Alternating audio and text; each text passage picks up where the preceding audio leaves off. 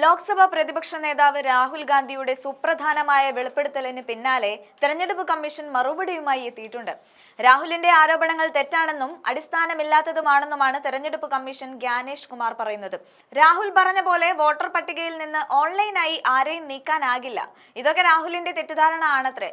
ഒരു വ്യക്തിക്ക് കേൾക്കാൻ അവസരം നൽകാതെ വോട്ടർ പട്ടികയിൽ നിന്ന് ആരുടെയും പേര് നീക്കം ചെയ്യാൻ കഴിയില്ലെന്നാണ് തെരഞ്ഞെടുപ്പ് കമ്മീഷന്റെ വാദം. കർണാടകയിലെ അലന്ത് മണ്ഡലത്തിൽ വോട്ടർമാരെ നീക്കാനുള്ള ശ്രമങ്ങൾ നടന്നെന്ന് സമ്മതിച്ച കമ്മീഷൻ അത് ചിലയിടങ്ങളിൽ നിന്നുണ്ടായ ശ്രമം മാത്രമാണെന്നും അതൊന്നും വിജയിച്ചിട്ടില്ലെന്നുമാണ് പറയുന്നത്. ഗ്യാനേഷ് കുമാർ ഉൾപ്പെടെ വോട്ട് കൊള്ളയ്ക്ക് ചുക്കാൻ പിടിക്കുന്നുണ്ടെന്ന് വസ്തുനിഷ്ഠമായ വിവരണമാണ് രാഹുൽ ഇന്നലെ വാർത്താ സമ്മേളനത്തിൽ പങ്കുവച്ചത്.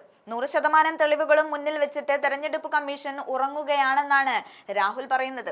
ഗോദാഭായി എന്ന സ്ത്രീയുടെ പേരിൽ വ്യാജ ലോഗിനുകൾ ഉണ്ടാക്കിയതായും 12 വോട്ടർമാരെ നീക്കം ചെയ്തു എന്നതും ഉൾപ്പെടെയുള്ള സത്യങ്ങൾ രാഹുൽ ഇന്ന് വെളിപ്പെടുത്തിയിരുന്നു. വോട്ട് നീക്കാൻ അപേക്ഷ നൽകിയെന്ന് പറയപ്പെടുന്ന ചിലർ ഉൾപ്പെടെ രാഹുൽ നടത്തിയ വാർത്താ സമ്മേളനത്തിൽ പങ്കെടുക്കുകയുണ്ടായി. കൃത്യമായ വിശകലനം നടത്തിയ ഒരു പഠന ക്ലാസ് എങ്ങനെയോ അത്തരത്തിൽ രാഹുൽ കാര്യങ്ങൾ വിശദീകരിച്ചിട്ടും അതെല്ലാം അടിസ്ഥാനരഹിതമെന്ന് വാദിക്കാനാണ് കമ്മീഷൻ മെനക്കെടുന്നത്.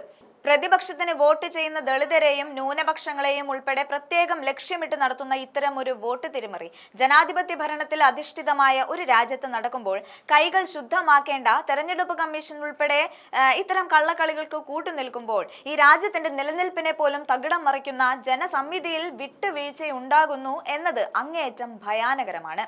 ജനം പിന്താങ്ങാത്തവർ തന്നെയാണ് ഇത്തരത്തിൽ ഭരണം കൈയാളിക്കൊണ്ട് ഇരിക്കുന്നതെങ്കിൽ ഈ രാജ്യത്ത് തന്നെ നടന്ന ഏറ്റവും വലിയ അഴിമതിയല്ലേ ഇപ്പോൾ നടന്നുകൊണ്ടിരിക്കുന്നത്?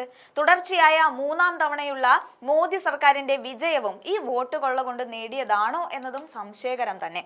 രാഹുൽ പറഞ്ഞതുപോലെ ജനാധിപത്യത്തെ കൊലപ്പെടുത്തിയവരെ തന്നെയാണ് തെരഞ്ഞെടുപ്പ് കമ്മീഷൻ സംരക്ഷിച്ചുകൊണ്ടിരിക്കുന്നത്. രാഹുലിന്റെ ഹൈഡ്രജൻ ബോംബ് പുറത്ത് എത്തുന്നതിന് മുൻപേ തന്നെ ഇത്തരം വ്യാപക ക്രമക്കേടുകൾ വെളിച്ചത്ത് വരുമ്പോൾ ഇനിയുള്ള വെളിപ്പെടുത്തലിൽ അഴിഞ്ഞു വീഴുക പലരുടെയും യഥാർത്ഥ മുഖങ്ങൾ തന്നെയാകും.